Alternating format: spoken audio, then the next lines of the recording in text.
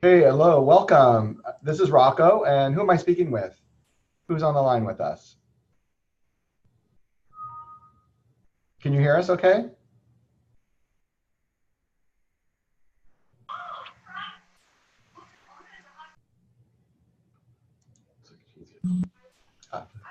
Hi, can you hear us?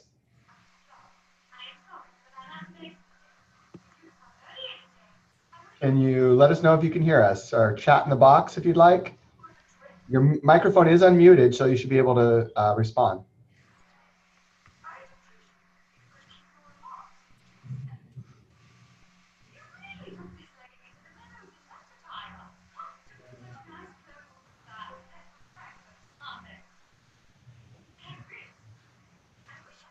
Hello, can you hear us? Hello, can you hear us?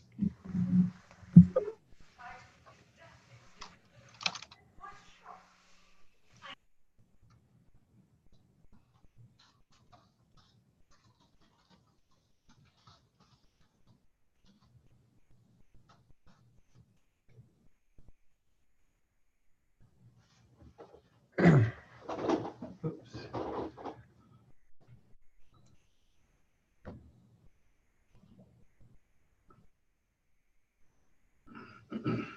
So we have one person on the line, Jay Govindaraju. Can you hear us okay?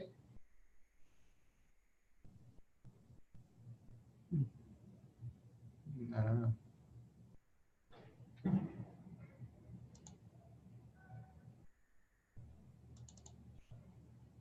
can't unmute him because I don't have control.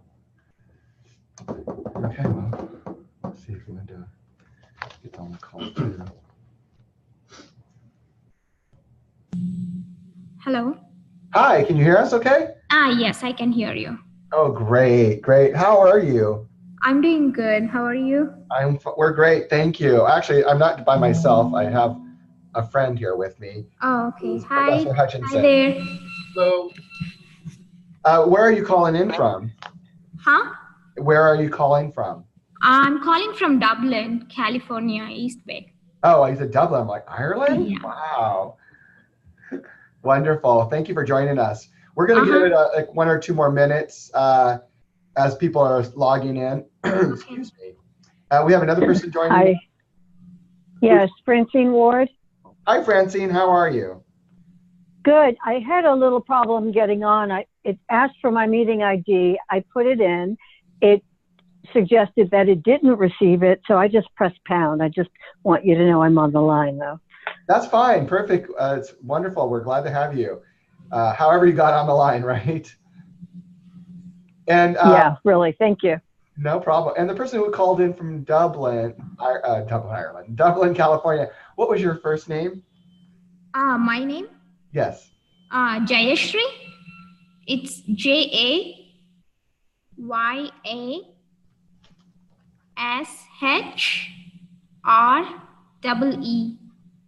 Okay. Jayashri. Okay. Well, I'll apologize in advance if I mispronounce your name, but please know I did it with good intent. Yeah. No worries. You can call me Jay. If that's okay. Jay. That we can do. That we can do. Absolutely. We're going to give it another minute or two, and then we'll get on the line. But I'm glad that you both are here, and I know that you have probably limited amount of time, but we're going to have plenty of time to have you answer or ask questions. So we have another person joining the line, Kaylin. Kaylin, can you hear us?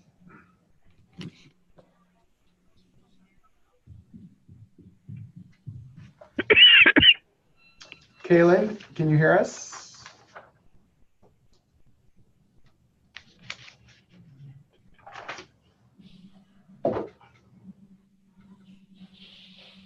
Okay, so 1 more minute and then we'll get started.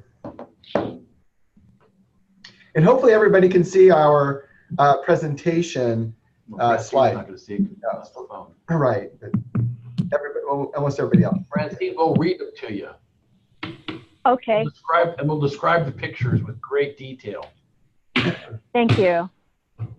Hi there, this is Gazelle, our host here. We will also have this available via video, and we'll be able to share the link to that on YouTube. Oh, great. But you can Thank you.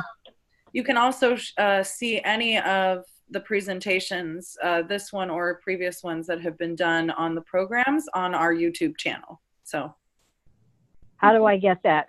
Will you send me that in an email as well? I will, yes. And actually, my questions will probably or hopefully be answered on the call, so I'm okay. Thank you. Great, thank you. Okay, why don't we go ahead and get started. My name is Rocco Lamont. I'm the Associate Dean for the Bruce F. Braden School of Taxation. And with me, I have Associate Professor Del Hutchinson. Hello, everybody. Wendell Del Hutchinson here, Associate Professor, Braden School of Tax, and I'm going to talk to you in a few minutes about the program. And I'm here at the end to answer questions you might have about which classes and what the classes are about and how hard is it really. Okay. And also, we have, hopefully we'll have Linda Lamb join us on our call. I don't see that she's logged in yet. She is a cohort alum, and she volunteered to be on this call, so hopefully she will get on the call at some point, and then I'll have her introduce herself, and she can do a better job of talking about herself than I can. I'm going to ask that while you're on the call, if you could just mute your microphones so that any background noises don't come through. We're going to have an opportunity to have you ask questions, but we have a lot of information we want to cover and give you the best flavor of what it is to be a cohort student and what our MST cohort program is all about, and to ensure that you get all the information so that you can make the best decision for yourself. You can see that I have Professor Hutchinson, and you can see part of my bald. It's two bald gentlemen looking in the mirror or something. I'm not too sure. Okay, so let's He's the pretty one. Yeah, I'm the young one. How's that? Okay, so what we're going to cover in this meeting today, we're going to look at the benefits of Golden Gate University. There's a lot of thought and time that goes into, and research that goes into making a decision about any university that you might want to attend and the program. And so we're going to cover all of the benefits of the program, but also GGU. What academic and career support services are available to our students. And we're going to talk about how the cohort program differs from the non-cohort program. What does it really mean? The course sequence for the cohort program, we're going to go through what courses you're going to take in the first term, second term, and then the third term. And we're going to look at important dates so that you know what your commitments are if you decide to apply to this program. And what are the admissions requirements and how to go ahead and apply. I have on here with us today is Chu Kim, our enrollment counselor rather. She will walk you through the application process. Should you start that application process? It's a little bit more in depth than the non-cohort application process. So we want to make sure that you get everything submitted in time to start the program. And then finally, we'll wrap up with a Q&A. So what differentiates Golden Gate University from other universities, actually? So I think a couple of the things that you can see right on the bottom of our slide is that we are ranked for adult learners. And we were top in tax in 2018. We were in the top 5. And we are ranked adult learners by Washington Monthly for the 3rd consecutive year. I think those are important designations because we are a school that promotes and provides education for adult learners. So we're not your traditional university where you're going to have a lot of undergraduates coming through. We do have undergraduate programs, but we are focused mostly on adult learners, whether they're going through undergraduate or graduate school. Our classrooms are small and personal. You'll especially see that in the cohort program because you are a group of students. Cohort means you're a group of students moving together, going through the same courses. That's unlike any other type of program you might have seen, and it's unlike our non-cohort program, which students can take in person and online. Our classroom experience in the cohort is usually around 19 or 20, and maybe even less. So you get to really work with your professor. You have that more personal experience. The material is applicable to the real world. This is important because the professors, whether they're adjunct professors or full-time professors, are bringing in the real world experience into the class. So then you're not just exposed to theory and concepts, but you're also exposed to how do they apply? How will I use this if I go back to my office tomorrow, or if I am when I get out into the real world, if you will, into my career position. So that's important, is not to only know what it means in tax codes, regulations, in different aspects of this career, but how do you apply and how do you use that? So that's important. And it's also important that as tax has changed, we've updated our tax codes and regulations in our curriculum to reflect those changes. And not only will you get the new, but you will also learn about what currently or has been the regulation and code prior to the reform, so that you get kind of the best of both worlds, because you might still be able to and need to use some of that old material. Golden Gate has forged a deep relationship with accounting firms. We are downtown in the financial district. If you've ever been around San Francisco, you know where the financial district is. We have EY down the street, KPMG around the corner, Deloitte across the street, PwC. The big four is really kind of in our neighborhood. And then we have a lot of regional, national, global firms that circumvent Golden Gate University, and all of them really recruit from us. And we've been able to forge those relationships and continue to do so. And many of the recruitment activities happen because we have alumni at all of these firms. Our faculty are industry leaders. They are out bringing gathering the newest and latest innovations, if I can talk, innovations, and bringing them to the classroom, but also helping you apply, like I said earlier, what does this mean? Especially with the new tax changes going through, some of this is very complicated and confusing, and some of it's still in the works of trying to be figured out. So our faculty is leading those conversations, and that's important. We offer an extensive amount of graduate courses in the tax field. That's important also, because you want to, beyond your core courses that Dell's going to talk about, you want to be able to maybe specialize in a certain area. So you can look at whether it's international tax, you can look at estate planning tax, state and local taxation. So there's a variety of different topics that you can choose from for your electives. And as I mentioned, we're ranked top 5 in the nation by tax talent, and #1 school for adult learners by Washington Monthly for 3 consecutive years.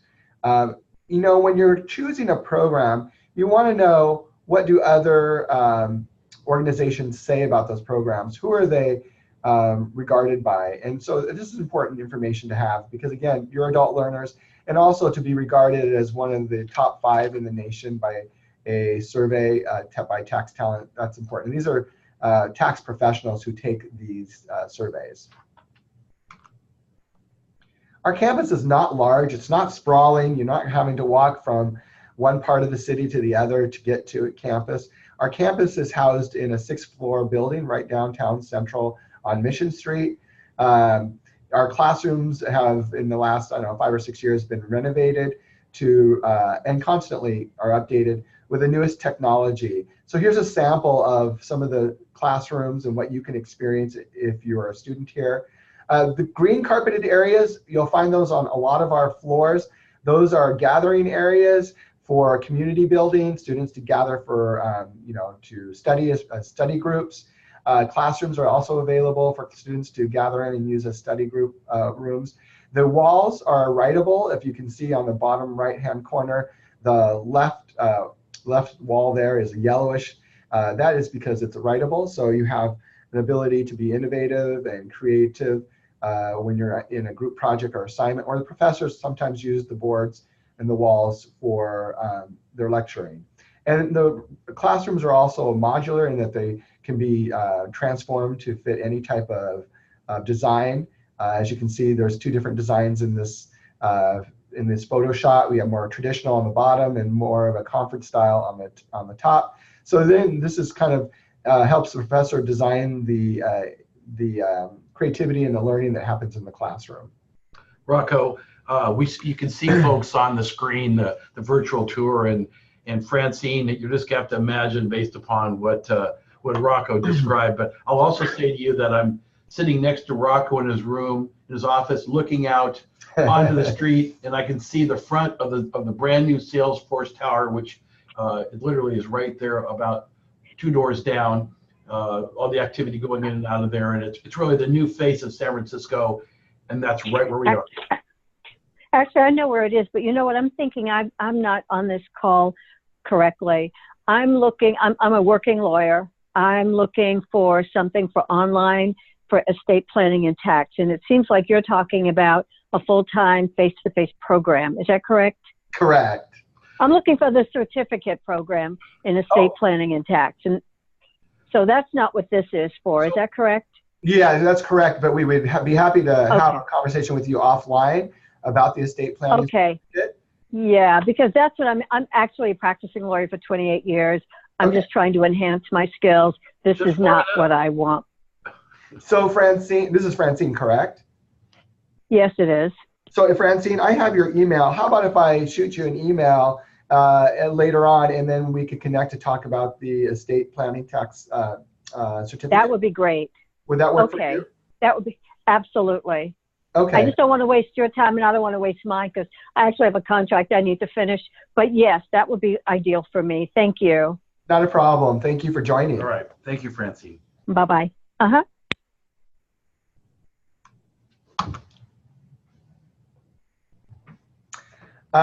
So the program path, as I started earlier, this is a very unique program, and kind of what Francine actually talked about a little bit already. It's a face-to-face program. For the first 2 terms, you have to be face-to-face. The 3rd term, you have options to take online classes. So it is in person. We have a mandatory orientation July 26th. It is a 9-month program. So imagine taking the same amount of classes as the non-cohort, which is 10 classes or 30 units, and we'll show you what the schedule will look like. But instead of doing it over years, you're going to condense it down to 9 months. We are a trimester school. So what that means is we offer 3 semesters per year with classes. Each semester is 16 weeks. You're going to be doing this program in less than a year, and you're going to complete 30 units. So it is very aggressive and rigorous. Also, the field of tax in itself is very rigorous in that you're going to walk away, much like Francine talked about, is being a lawyer. You're going to feel like you're a lawyer because you're going to learn a lot of legal terminology. The codes and regulations are written in legal terminology, so you're going to have to learn how to read another language altogether. And Dell, I'm sure, will expand on that. So here are other benefits of the cohort program. Because we've fostered a great relationship with our employer partners in public accounting firms, private industry, government agencies, and nonprofit, we have all of these recruiting our students. If you're in the non-cohort, you still have access to recruitment events, but around the cohort program, what we really do is focus on networking and bringing employers to you so that you have an opportunity to land jobs or land internships, which is more so than what other students are able to do in the non-cohort because they're typically working.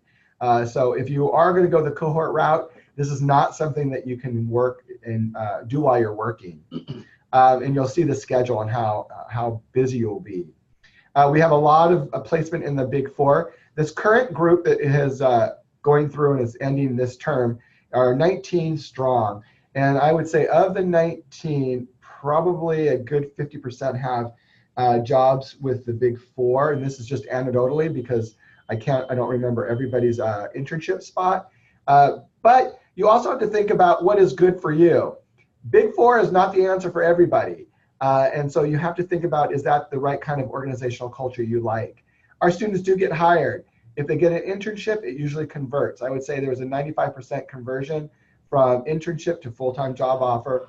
And sometimes our cohort students are being offered jobs in the recruitment season to start in July or October and do internships during the busy season, which is now. We have a vast academic and professional network. We're bringing the employer professionals to you in different ways, and you're going to see how we do that, how we connect you in just a few more slides. But then you have a huge amount of support from your professors, as well as we have other types of support, which we'll talk about a little bit later. Mentoring, professors are here to mentor you. You have that opportunity to have more one-on-one experience with your professor because of the cohort model. You're in the classroom with them far more than sometimes maybe they see their own family.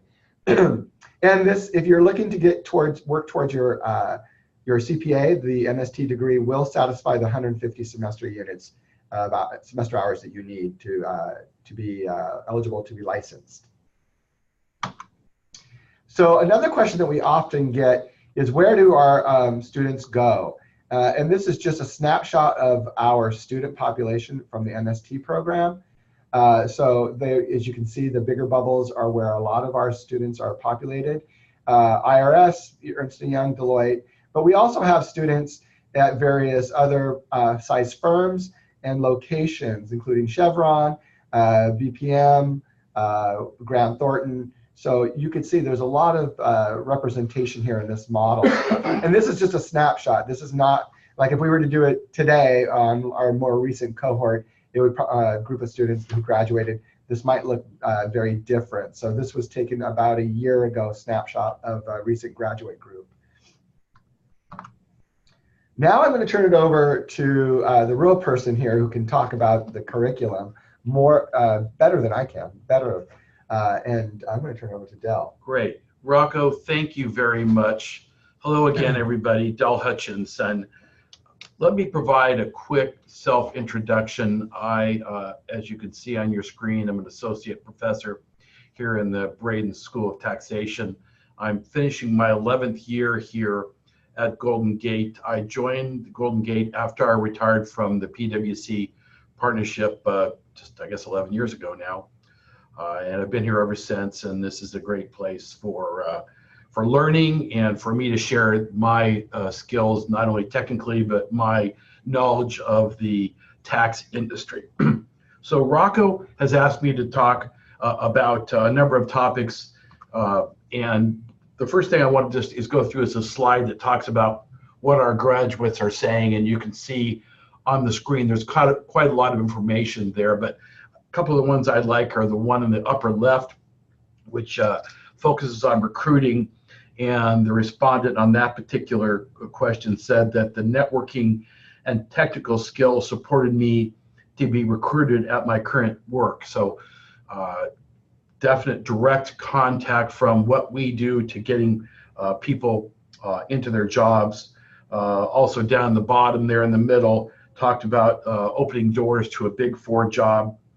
The bottom right, the program provided an in-depth knowledge of many tax areas that I continuously apply in my day-to-day work. So we've gotten some very strong student feedback, which we wanted to share with you today. Okay, let's slow down a little bit and take a look at this slide. So as Rocco said, it's a 30-unit program. That means 10 courses at 3 units per course. And so that means, and what we have is there are 7 required courses which are listed at the top, and 3 elective courses at the bottom. The makeup of the required courses, we'll get to in a second. With respect to the electives, it's any class that's in our catalog, which is remarkably diverse. Everything from, as Francine mentioned, specializations in estate planning or international tax are certain 2 important specializations available. Also, state and local tax, sales taxes, what have you, taxation of trusts and estates, mergers and acquisitions, a broad diversity of possibilities. Also, as you can see on the bottom of the screen, it's possible to get some of your units in an internship. Rocco will talk about that in a second. Also, you're allowed to take one course from certain selected courses outside the School of Tax to broaden just your breadth of knowledge. So here is the structure of the MST courses, and this is sort of from the bottom up. The way we see it, the two key foundational skills are tax research and individual tax, and so those are the two initial basic classes that we ask you to take. And then after that, there's the classes regarding the operating rules, which include the character, property transactions, TA 330, tax timing, which essentially is the accounting rules around tax calculations. Tax procedure is about how to do business with the IRS. If you're in the tax world, in the federal tax world, then interaction with the IRS just sort of comes with the territory. And one thing that's very clear is if you want to do business with the IRS, you have to do it their way. This class, we made that up. This class helps you with that. Also, two required courses regarding special taxpayers, corporations, and partnerships. So here is the schedule for the cohort. Rocco, actually, before I hand it back to you, Rocco, let me just share a couple more thoughts about the program in general. Just go back a slide, would you? So the courses here are, well, income taxation is largely statutory law. The U.S. Congress has written it, whatever president has signed it, it's all been codified in the Internal Revenue Code. The IRS has issued lots of interpretations with respect to regulations and also various rulings. There's court cases. We believe that to be the best possible tax professional, you need to be familiar with dealing with the primary source material. The rules are going to change. The professors that you learn from 10 years later, you may not remember their name, although you may remember a couple of them. But the important thing is, even if the law changes, if you know how to use the primary sources, we believe that that puts you in the best position to be able to deal with law changes. Professor Barbara Carlin wrote a textbook some years ago and talked about this skill. And I like to quote it because I think it distills very, very succinctly our view on use of primary source material. Barbara said, "Possessing the skill to analyze and apply statutory language sets you apart from other tax practitioners who may be uncomfortable working in the tax code. Among other benefits, this skill enables quick adaptation to code changes, creative tax planning, better advocacy on behalf of the taxpayer, and more accurate application of federal laws." So that is our expectation and the way we structure our classes. Rocco, I'm going to say one more thing, and I'm going to hand it back to you. Absolutely. And what I'm going to say, folks, is as you move out and maybe already working in the industry or have talked to recruiters, you'll hear different words about what kind of training you should have coming into the program or you should take on yourself. All I can say is this. You may have employers who are saying, don't worry, we'll train you. Remember, they're going to train you on what they want you to know. I firmly believe, and for my many years in public accounting, 25, that it's up to the individual to control and manage his or her own career. It's by knowing the skills that will position you to move forward and prosper in the tax field, whether it's in public accounting, in corporate, in private practice, whatever it is. Rocco, I'm handing it back to you for the schedule. I do want to highlight one thing that you said, and I think that needs to be emphasized. That is also a uniqueness about Golden Gate University's teaching philosophy in the MST program, and that is that we don't necessarily use textbooks. Our textbooks are the primary sources in case law, and those are the codes and regulations. Because if you can't fundamentally, as you said, go through that, go through and understand how to navigate, the codes and regulations, then you're not going to be successful in your future career. Great. So here's a snapshot of the calendar, so to speak. So the 26th is the mandatory orientation. It's a Friday. It's an all-day event. It starts around 9 in the morning, and you could be expected to be here until about 3 or maybe 4. Term 1 starts the 29th of July, and these are 9-week terms. The term 1 and term 2 are both 9 weeks. So as if you recall, I said earlier that most students will take classes in a 16-week semester. This term is 9 weeks, and instead of doing 3 courses, 9 units in 16 weeks, you're going to be doing 3 courses, 9 units in 9 weeks. So it's very aggressive. It's the same material in the non-cohort program. So the non-cohort program are students who are taking evening classes and going through and taking maybe online classes. This is all in person. And so it's very rigorous. It's very accelerated. Term 2, it's going to be another 3 classes, 9 units in 9 weeks. Now, there's other things happening during this time frame. There's other events that are mandatory as a part of being a cohort student.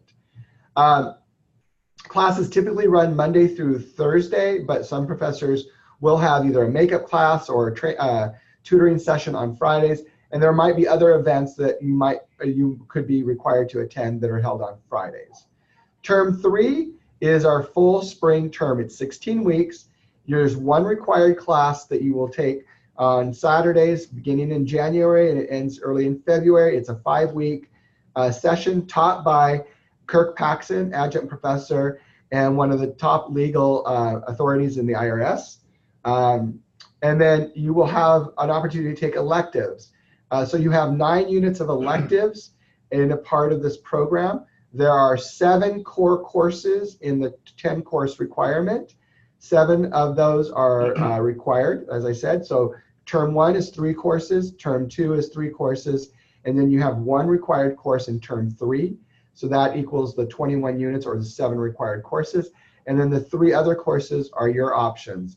You could do the internship up to 6 units, which would be equivalent of 2 classes, or you can do other electives for 9 units.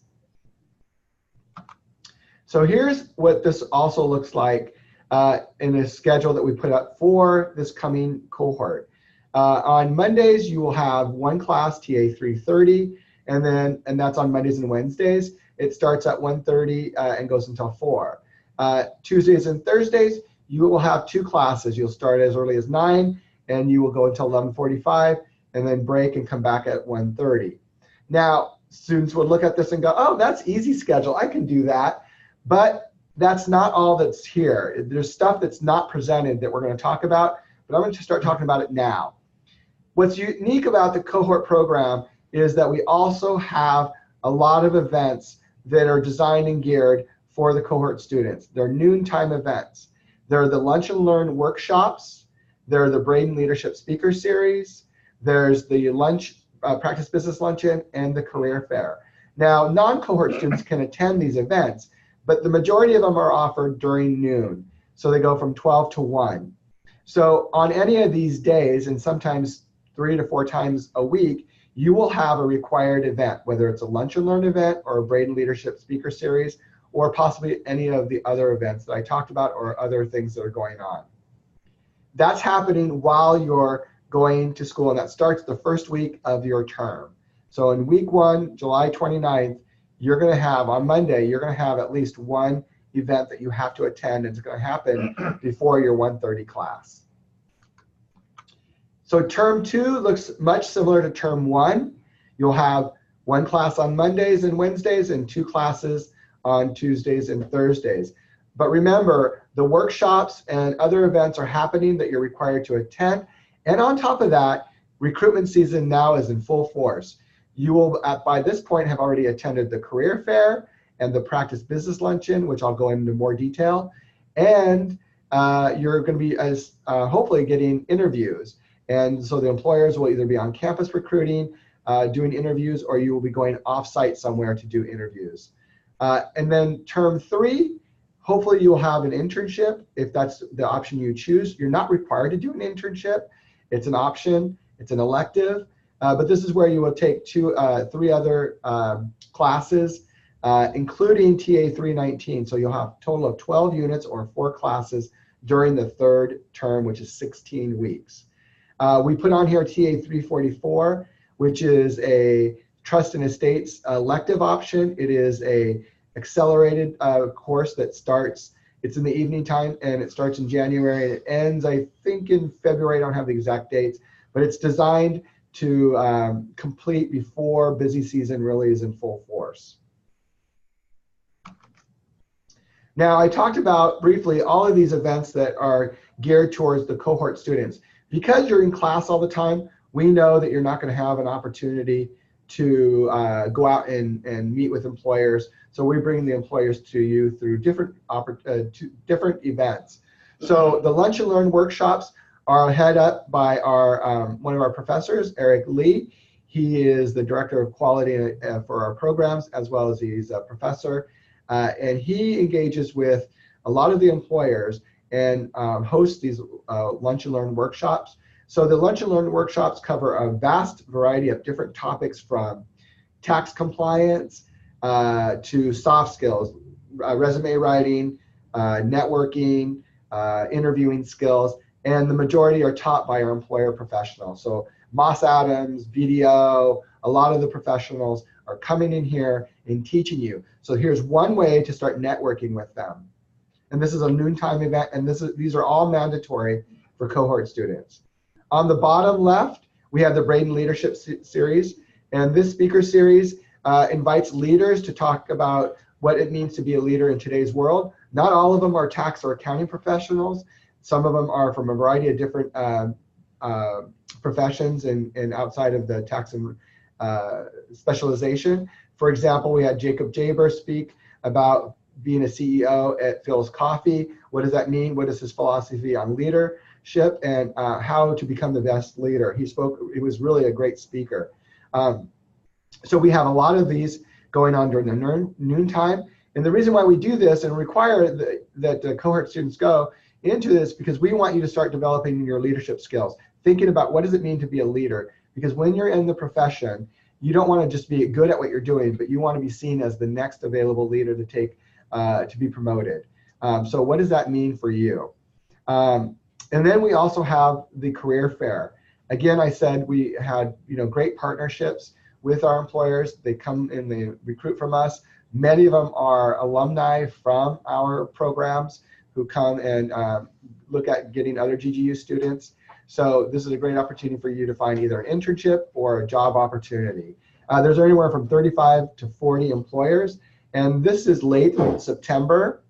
On that same day, we have a practice business luncheon, which is a invitation-only luncheon. We have up to 40 students and 40 employers who are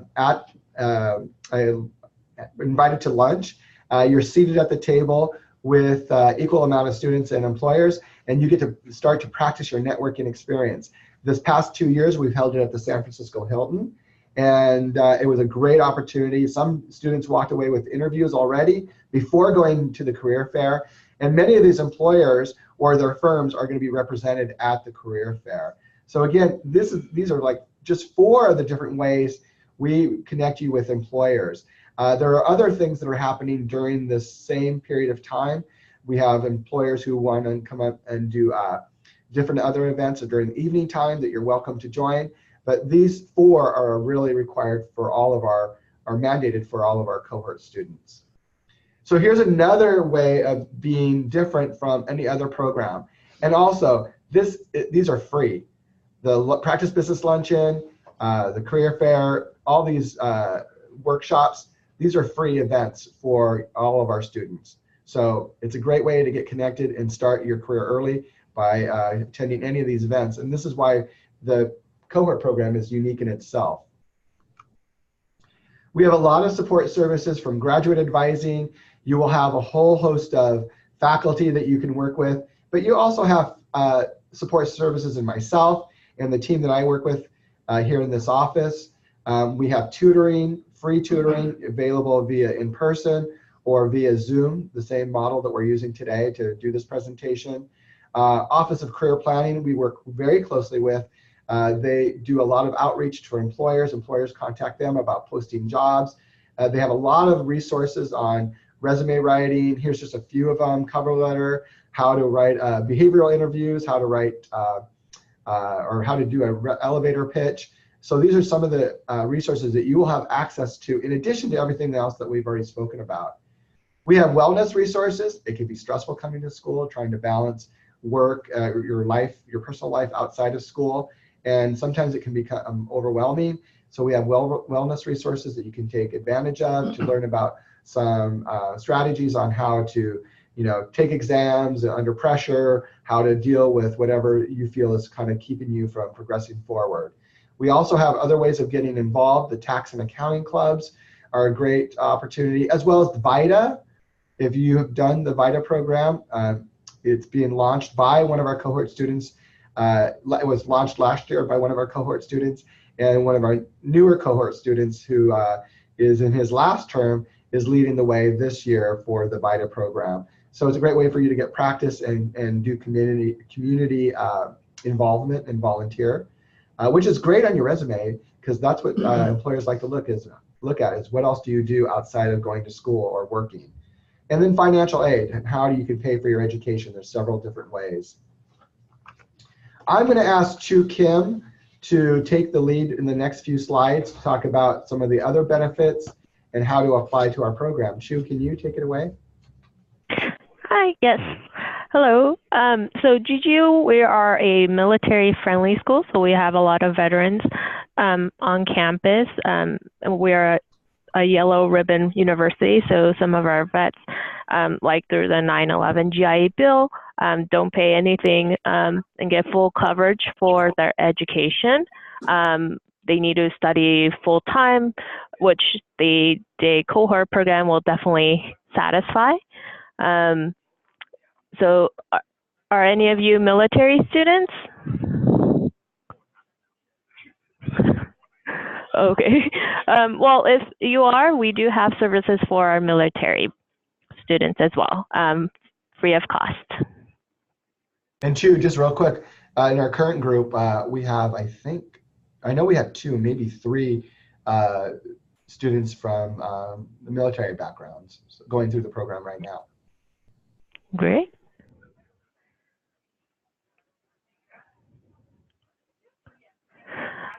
So I'll go over the program admission and application requirements. So for our MS Tax Day cohort program, GMAT is not required, GRE is not required. We will need your official transcripts for your degree granting institution. It's highly recommended you have a GPA of 3.0 or better. But even if you have below a 3.0, you're still welcome to apply. You will, for all MS Tax Day cohort students, you would need to submit a resume, a statement of purpose, and official letter of recommendations. 1 is required, 2 is preferred. If your GPA was below 3.0, you want to address the lower grades in your statement of purpose, what had happened, what has changed, in addition to explaining why you think you would want to pursue a career in taxation, as well as pursue the MS Tax Day cohort program here at GGU, and how your plans for success in this rigorous program. In addition, for non-native English speakers or those with education outside the U.S., such as international students, they will need to meet the English language admission requirements, and there's different ways of meeting this, such as TOEFL or IELTS.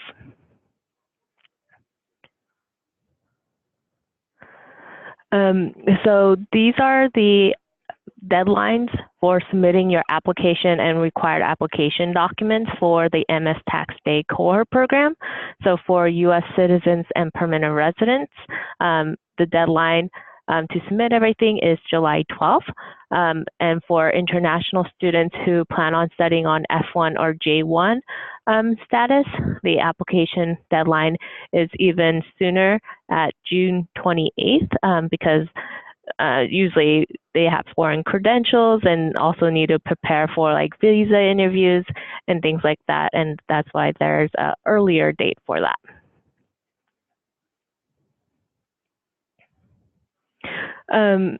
So there's different ways of financing your education here at GGU. If you're interested in federal financial aid, you want to fill out the FAFSA application at their website, fafsa.ed.gov, using GGU school code. You will also need to fill out GGU's financial aid application, which is on the website there. There is student aid available based on need as well as merit. We have various GGU scholarships and grants, such as for international students, there is a welcome scholarship, but there are also different scholarships available for both international and domestic students. Alternatively, there are private loans that students can look into, as well as we have students who are working. We don't recommend that for the cohort program, but we've had previous cohort program maybe take a little leave to complete the program and use employer reimbursement. So all the different options is available at the website there. And you could contact the financial aid office if you need further assistance about that. And I'm going to just reinforce what you said. In the past, we've had employers, or students in the cohort program, in any of our programs though, take a leave while they were doing their cohort accelerated program and be able to use the employer reimbursements. So that might be an option. Okay. So we have come to the Q&A part of our presentation. In the application process, Chu did say that we would waive it because you're attending this presentation today, and I'm going to put the waiver code in the chat box. It will also be sent to you in a separate email, but you can use this if you have not already applied, and it will waive the $65 application fee. It will not waive any other fees. So just to be clear about that, just if you haven't applied, it will only waive the application fee. Now, please unmute your microphone and ask us lots of questions. We have about 15 minutes left, and we want to make sure that you get the information you need about this program to make the best decision for you.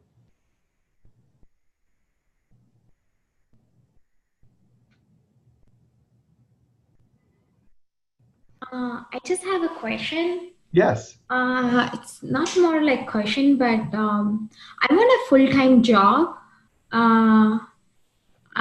So I'm not sure whether coherent I can take up a coherent program because, as you know, July to September it's the peak season. So. Well, unfortunately, you have to be in person, and you saw the schedule. Yeah, I did. It would be too much for you to work during that time. So that would be probably, if you still want to do the master's, then the non-cohort would be your best bet. That way you can move at the pace that's comfortable for you. And so you can take one class up to 3 classes, depending on how busy you see yourself. Jay, is that you asking the question, Jay? Yes. Yeah, yes. so Jay, Del Hutchinson here. So Jay, our program was designed for the working adult. Okay. And that part of the program is the night classes and or online classes. And be assured that you can take either night classes, i.e. here on campus, or online classes, whatever fits best into your schedule. And there's no requirement of taking any number of classes. I've had students who have who are working CPAs who have been in the program, and they've taken as little as 1 class a year. I'm not recommending that, but what they did was they were using the class to help fulfill their continuing professional education requirements. I see. And so I literally had one woman a couple of years ago who was in her 15th year of the program taking the final course. Now, that's a little bit extreme, but it's very common. Like I teach 2 night classes this semester, and a couple of the folks are full-time, and many of them are just taking one because they've got a class, or they've got a job, and they're trying to balance everything. So there are various ways to approach this. This particular webinar is dedicated to discussing our cohort program, as you heard. But certainly the thing about our trimester system that Rocco described is that you can start anytime.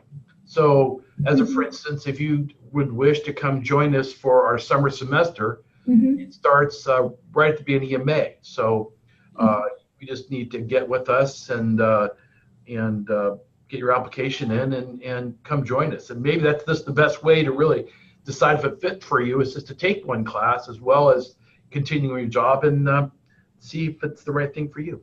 Yeah, I was actually looking for something like that, wherein I take like 1 or 2 classes, because definitely I want to continue working. So then the non-cohort would be your best bet. Again, it's the same curriculum, same amount of units, same material. It's just presented, in 16 weeks versus in a very short accelerated program that we showed you. Oh, okay, I see. Yeah, Okay. so and you have access to all of these resources if you're able to come like at noontime on 1 or 2 days. And we record most of these events are recorded, so you can also, as a student, have access to see them. Even if you're not able to attend the live event, you can see the recorded event, which is very useful. Okay, all right. Sounds good. Yeah, Great. Thank you, Professor. You're welcome. Now, if you have other questions, and I see that we have Thomas and Kayland, if I'm pronouncing the names correctly, on the line. If you have questions, you can either unmute your microphone and ask, or you can chat in the chat box, and I will read the question out and we'll respond.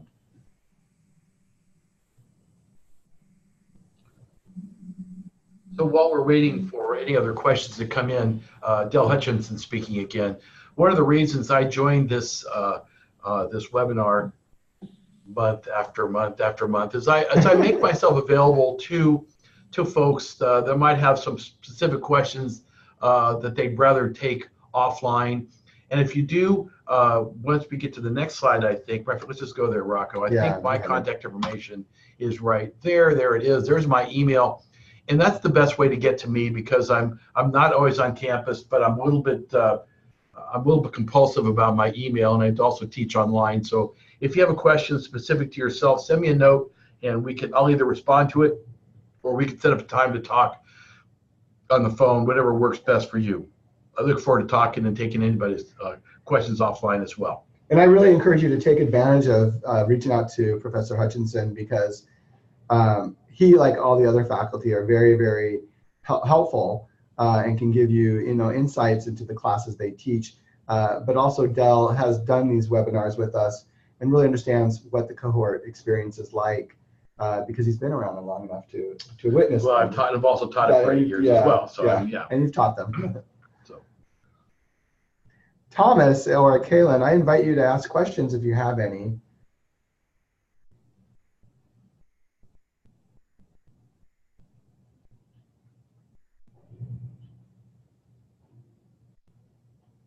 No, I think I probably gonna think about those online application for this program, because the on campus is really hard. Oh, okay. So on campus would be hard for you. Yes, because I work and I live in South Bay. Okay. And so, yes, probably for that purpose, I probably think about the online first. Yeah, so that's another option, online. And you could still take an in-person class occasionally if you'd like. We have a lot of students, in fact, in this current cohort, we have some who are traveling from the South Bay, and actually one is even going a little bit farther from the South Bay. But it is a trek, but you can look at it at the time that you're sitting on BART or the train as an opportunity to study. So that provides an opportunity. I will say, I'm not trying to talk you into commuting from South Bay, but I do have a student in my Tuesday night class who commutes here from Sacramento. He takes the the Amtrak train Oh, yeah, in yeah. every day. And he warned me after the first class. He said, now, if it looks like I'm packing up 5 minutes early, getting ready to go, I need to bolt when this class ends because he has to make the Amtrak bus to take to the Amtrak train. So, at any rate. Well, that's one other thing about where we're located. BART is only like a block away. So it's a great, if you're taking BART, public transportation is really accessible from the university. Yep. The Caltrain is, a brisk walk, or you can take a short bus over there. So or train rather. So there's a lot of different modes of transportation to get to the school. And driving is not recommended. Oh, okay. I know. It's so expensive to park in the Yeah. well, in the financial district, period. Yeah. Anywhere in San Francisco, actually, but Mm-hmm. and unless you come in after 6 o'clock, and it's free parking, I believe, in the front. And Yeah. Is there any class offers like online plus like a weekend? no, we don't offer online. Well, we do offer a weekend class like the one I shared with you, the TA 319. It's only offered during the spring term. All of the classes are either in person or online. We've taught that corporations. We taught that corporations Yeah. on Saturdays. We have, but students lost interest in the Saturday, and that's why we never offered it again. But maybe it's something that we revisit in the future. Currently, we have not had any Saturday offerings except for the TA 319, which is only offered in the springtime. Here's what I would say about any kind of adjusted scheduling. If we can get a critical mass, we'll do it. Yeah, absolutely. If there's a demand for Saturday classes, but typically what we hear is there's a demand, and then when it comes to time to take the class, then that demand slides. So, but definitely we're looking at different ways of delivering our class curriculum. Another way that we've ventured into, and some of the professors teaching certain elective courses have done, is what we call the webcast. So what that means is students can attend in person, and then there's students who come in via Zoom on the same day that the class is offered at the same time. So if this is a 6:50 class, you might have some people in the classroom, and then you have others joining via Zoom, as if you're sitting there, you hear the professor lecture and do all the assignments and everything else that the student in person would be doing, except you're just doing it from your computer or somewhere else. So, and that seems to be going pretty well, but we've been testing it for many terms, and it seems to work good for students who can't physically be here but want to take an in-person like class.